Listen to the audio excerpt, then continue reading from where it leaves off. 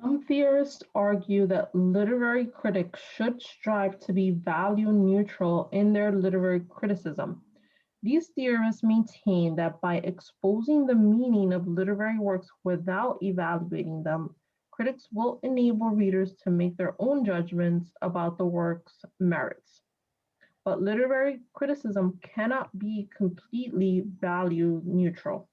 Thus, some theorists are mistaken about what is an appropriate goal for literary criticism. So our conclusion is the last sentence that the theorists are mistaken. Okay. The argument's conclusion follows logically if which one of the following is assumed. Okay, what question type is this? Sufficient assumption. Yep. So what is our goal? So we are going to make the conclusion more likely to be true, and I want to look for something Not more strong. likely. Okay, so strengthen is more likely. What is sufficient Okay. assumption?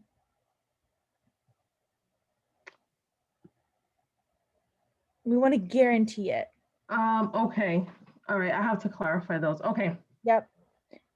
So that's the difference between the two. So strengthen is like we want it to be stronger, like better. Where sufficient assumption, like it needs to be like a super strengthen, like a 100% rock solid. Okay. Okay. So what is the gap here that we need to fill? So the conclusion is they're mistaken about what is appropriate for literary criticism. Some theorists say they should be value neutral to avoid like influencing the readers in their own judgments. But they're saying literary criticism cannot be value neutral, so they're mistaken.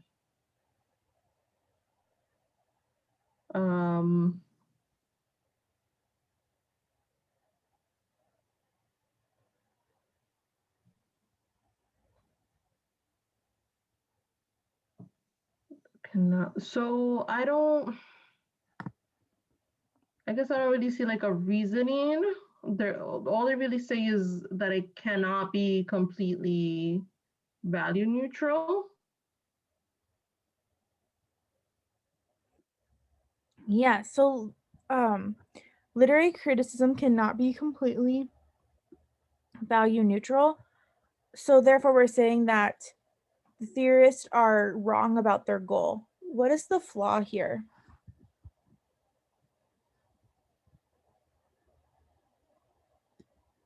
So if I said some people argue that you should not tell lies, but people cannot go their whole life without telling a lie. Therefore, they're wrong about what their the appropriate goal is. What is my flaw? Your flaw would be just because it's not like something that most people can do doesn't mean that it shouldn't still be the goal. Yes, but here we're saying that they are mistaken. So we need to say that we can't have a goal that what? We can't have a goal to be value neutral. Or well, if I said that therefore my goal to tell a lie is wrong, what would be sufficient to guarantee my conclusion? So here's my premise. If some people say that that the goal should be to never tell a lie, never tell a lie, but then I say that it's impossible for people to never tell a lie, therefore this goal is wrong. What would be sufficient to guarantee that my conclusion that this goal is wrong or is not an appropriate goal? That our goal needs to be what? That our goal needs to be to not expect people not to lie. What if it's that our goal has to be possible? If our goal Okay. has to be possible, would that guarantee our conclusion? Yeah. So how can you apply that to this example? So it would have to be possible for literary criticism to be value neutral. But we're trying to prove that they're mistaken. Okay, go ahead and read these answer choices and then let me know what you think. Okay, A, any critic who is able to help readers make their own judgments about literary works merits should strive to produce value neutral criticism.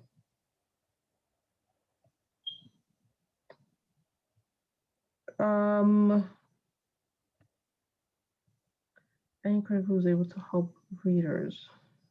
I don't think I would choose that one because they're talking about like readers making their own judgments and Right, and we're saying should strive to produce value neutral criticism. Does that mean that these theorists up here are mistaken about their goal?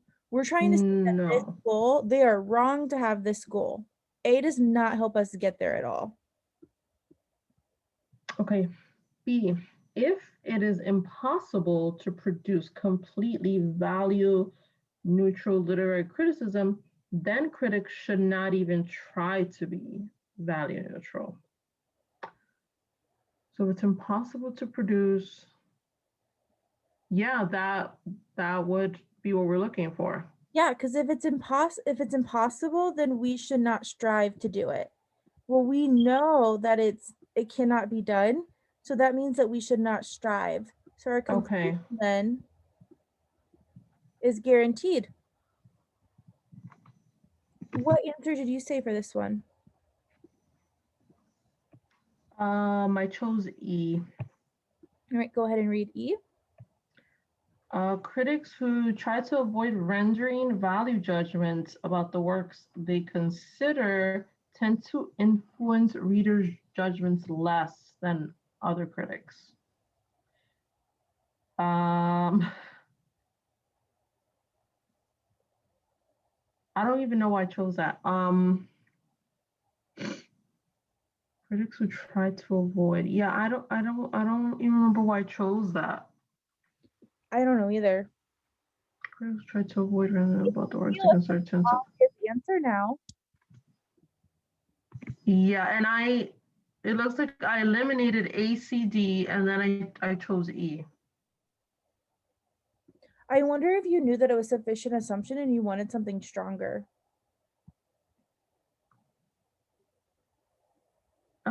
Maybe. If you thought it was necessary, you went with a more mild answer choice.